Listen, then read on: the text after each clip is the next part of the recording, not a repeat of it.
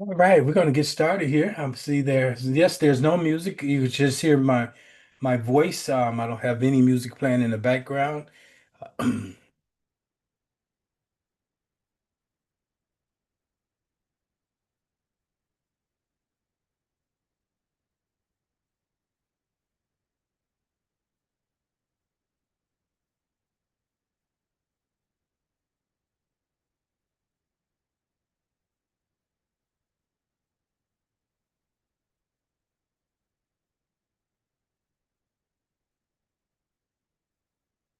Okay, we're going to go ahead and get started. I don't know if everyone's having a problem coming in this morning because I don't see too many people in the chat this morning. Maybe they're over on YouTube, but we're going to go ahead and get started this morning. Let me move some things over here. Awesome, awesome, awesome. Good morning, everyone. Let's just do a reset right quick. So when I go to for editing purposes, it will make it easier for me to edit. So I'm going to just take a 5-second pause here to reset, recenter, and refocus.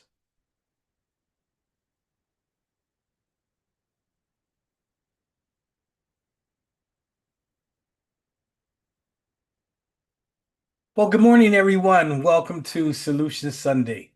Every once in a while, a question grabs you and it won't let you go. So for me, it was this one. What if I stopped showing up predictable and started showing up remarkable? Yes, that's the question. So welcome to this morning's Solution Sunday. I'm Greg Stanton, also known as Asar, and I want to thank each of you for creating space today to reflect, not just on what you do, but how you show up. This particular seminar this morning was born somewhere between audiobooks, coffee, and a highway signs as I was driving to Chicago this weekend. And in the rhythm of the road, I revisited a voice I hadn't heard in a while. And that's one of my favorite authors, the gentleman by the name of Seth Godin, Godin. I had recently picked up his book, Purple Cow. Again, I read it some time ago, but I picked it up not too long ago, and it's a good read. But it was a YouTube clip that really caught me while I was driving. It wasn't flashy, it wasn't loud, but it was a clear message that came to me. God's message in a world filled with sameness, it's no longer safe to be ordinary. You have to be a purple cow, not better, just boldly different. Something or someone worth noticing, remembering, and remarking on. That's what we have to do. Too many of us fit in, we get in where we fit in, we lose our authenticity, we lose our essence of our character. But this morning's teaching, I want to kind of step us back into our authentic selves. Now, if the name Seth Godin is new to you, no worries. This conversation isn't about marketing or branding on the corporate sense. It's about you this morning, your voice, your presence, your impact. And as I explore this, we're also going to look at what scriptures reveal about standing out, walking boldly, living with purpose. Because showing up remarkable isn't new. The Bible is full of people who did just that. So here's the bold question I want to explore with you today. What would happen if you showed up remarkable, not just reliable, not just competent, but unmistakably, undeniably you? So let's start by talking about what it costs when we don't. There's a cost of being unremarkable. Most of us were taught explicitly or subtly to blend in. We were praised for being easy to manage, not for being hard to ignore. But here's the quiet strategy. In a world full of noise, the ones who blend in often disappear, leave no mark. Whereas unremarkable work may be safe, it's also forgettable. Playing small doesn't protect you, it often just places you further out of reach. I remember a time early in my journey when I was building everything right. The systems were working, the messaging was tight, the structure was there, but I was still invisible. And recently I kind of felt that way. So I had to step back and see, why am I feeling invisible? And it came down to, I wasn't being remarkable because I was hiding in the safety of being correct, not remarkable. I hadn't yet embraced the solutions, wasn't just service, it was a stance. It's a declaration that wisdom, soul, and structure belong together. That shift from delivering content to delivering truth, that's when people really started leaning in. That's what makes me different. Is the remarkable content that I offer that keeps people coming back. I meet people every day that I haven't seen in years, and I'll ask them where they're attending, what house of faith, and they say, PG, since since you left Chicago, I really haven't gone anywhere. And it comes down to, because of the remarkable service that I had given them, then they couldn't find it anywhere else. And so we see this principle in scripture too. When we look at Matthew chapter 5, verse 14 and 16, we find that says Jesus saying, "You are the light of the world. You are a city set on a hill, cannot be hidden." What we're being reminded of is that our lights, our visibility, is not something to shrink back from. It's something to steward. So take a moment now and ask yourself, where in your life are you playing small just to be accepted? What message are you withholding because it might make you stand out?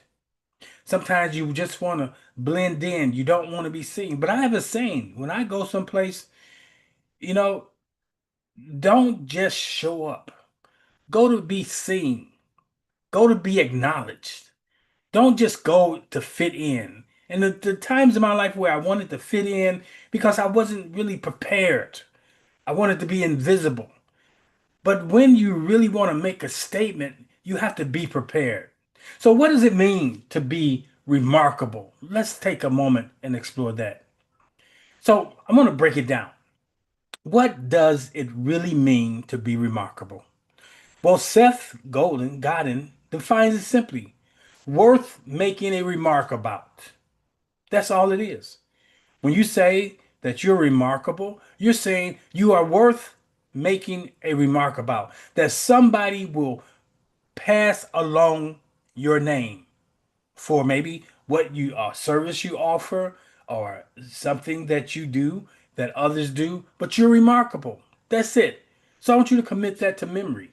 That is, to be remarkable is being worth someone making a remark about. Not being louder, not being slicker, just worth noticing, worth remembering, worth feeling. It's not about being the best in the room. It's about being the most yourself in the room.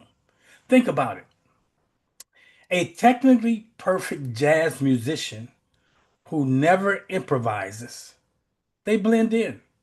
But the one who breaks the rhythm to say something honest through sound, that's the one you remember. Let me offer you three quick examples. A teacher who tells the truth through storytelling, not just curriculum. That's remarkable. A businessman who prioritizes kindness over click rates. That's remarkable. A leader, such as yourself, who creates space instead of dominating it. Each one chose to do it differently. And in doing so, they became memorable. And biblically, think about David. Everyone expected a warrior to face Goliath. But David showed up with a sling and five smooth stones. What made him remarkable wasn't his strength, it was his faith, his authenticity, and his willingness to trust Source's strategy over man's expectation. Think about that. We want to be remarkable. There are some barriers to being remarkable that many of us need to address. Of course, the moment you decide to stand out, the inner resistance begins. Fear, doubt, the old whisper, what if I'm too much? Here's what I've learned. The desire to blend in is primal, it's safety. But the call to lead is spiritual. In Jeremiah 1 and 5, God says, before I formed you in the womb, I knew you. Before you were born, I set you apart. That's not a mandate for mediocrity. That's a divine reminder that your uniqueness is intentional. So ask yourself this morning, gently ask yourself this. What are you afraid might happen if you were truly seen? And then ask yourself, what might finally become possible if you were? Now, remarkability is not performance, it's alignment. I'm going to say that again. Being remarkable, the act of being remarkable. Remarkability is not performance, it's alignment. It's when you do what you do reflects who you are. When your presence, your tone, your choice, yeah, all point in the same direction.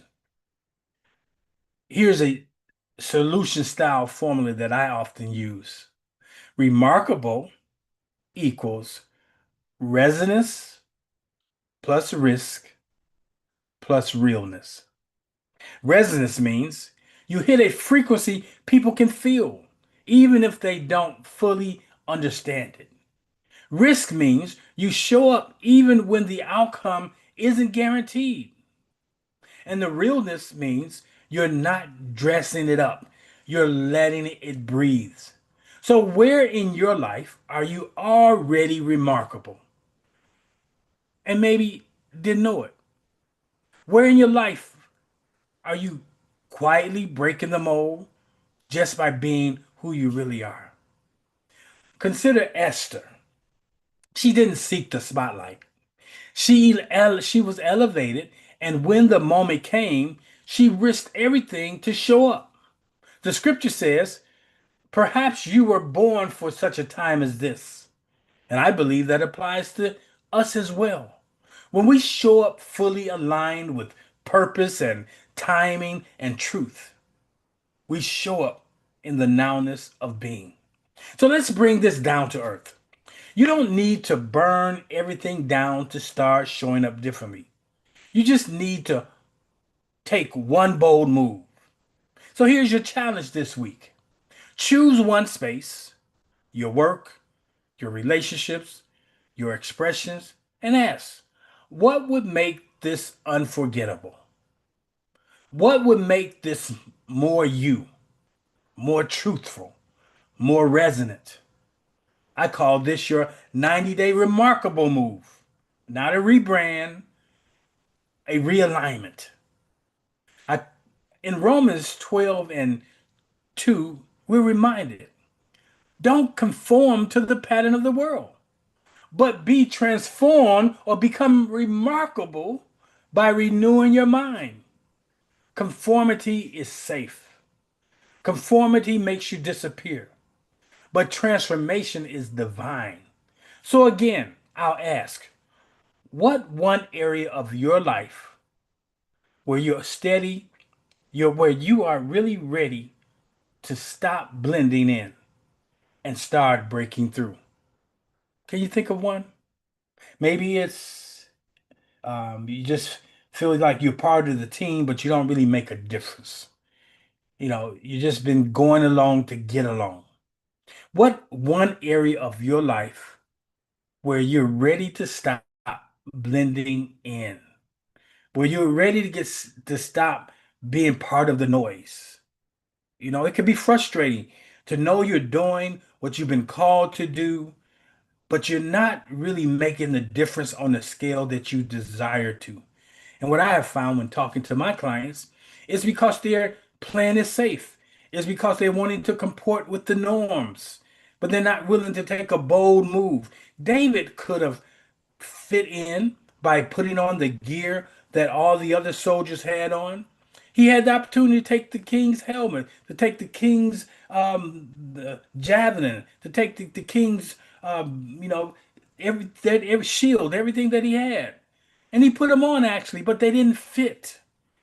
And you got to realize what you're attempting to do cannot be done in someone else's attire, cannot be done using the weapons that they have mastered. David mastered the sling. He mastered the five smooth stones. And so you have to know that you really can't lose with the stuff you use. Okay? So I ask you again, what area of your life where you're ready to stop blending? If you're in videography, you want to find out what can I do that will be considered remarkable by just five people. You know what's going to happen then? Even if you're a seamstress, whatever your deliverable is, if you deliver it in a remarkable, value added way, here's what's going to happen. Remarkable means you're worthy of being remarked upon, to be marked as exceptional. So those five people will tell somebody. And so you're not coming by way of advertisement. You're not coming by way of some slick strategy, but you're coming by way of word of mouth. Remarkable. Oh, she can get it done, or he'll deliver it on time. So you want to be remarkable, all of us. So as we close this morning, I invite you to hold this question in your spirit all week long. What would happen if I showed up remarkable? You don't have to go viral. You don't have to go big or go home, as some say, but you do have to go true. The world will always remember those who dare to be themselves out loud. And so, as I leave you with this reminder, ordinary is forgettable, but who you really are, that's remarkable. So, I want to thank you for joining in this morning. I want to challenge you this week to really be remarkable. I even want to encourage you, if you haven't read the book, The Purple Cow, it's an easy read. Get a hold of it or go to YouTube and type it in and listen to some of the things. But like I said earlier, Seth Godin message. It was basically this: the inner world that's filled with sameness. It's no longer safe to be ordinary. There's too many ordinary people. He says, and I encourage you to be the purple cow, not just to be better, not just to be bolder or different, but something worth remarking on. Now, that's important, to be remarkable, that somebody will mention your name. Okay? So that's what I want you to do. So let us just prepare to step into this week.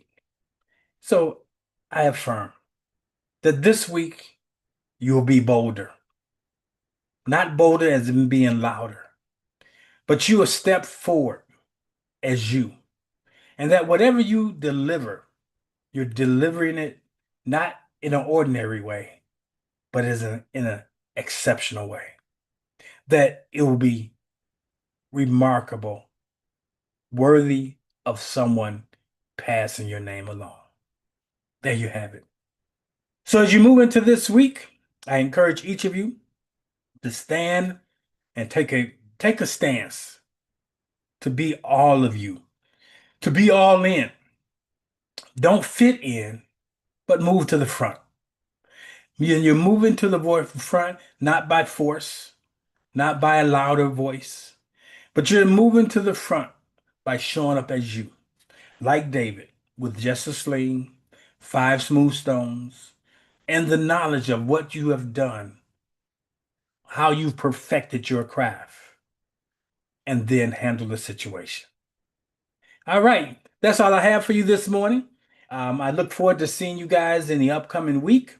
Monday through Fridays, we have our morning meditation, and I welcome you to join us. If you want to know more about that, go ahead and visit the website, Solutions for Living, SOULUTIONS for living.com. Go out there, poke around, find out what's going on in the week to come. You'll find out why I'm remarkable. I guarantee you that there's something there for you. So peace. Have a wonderful day. All right, we're going to close this morning, but before I close, I want to open up the floor. If you're with me this morning and you have a care, share, concern, or a question, just go ahead and raise your hand. You can raise your hand or you could type in the comment over there if you are in a position where you can do that. If not, we're gonna move into this beautiful day. It's football season. So I will chat with you guys in the 6 o'clock hour on tomorrow morning. Peace. Have a wonderful day.